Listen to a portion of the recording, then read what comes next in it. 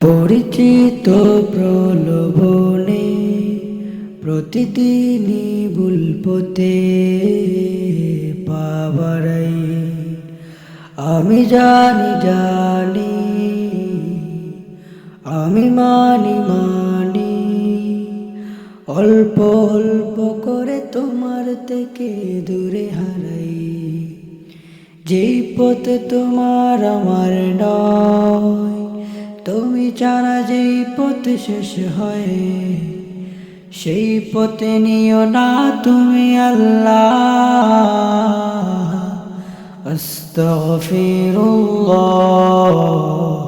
আস্তাগফিরুল্লাহ।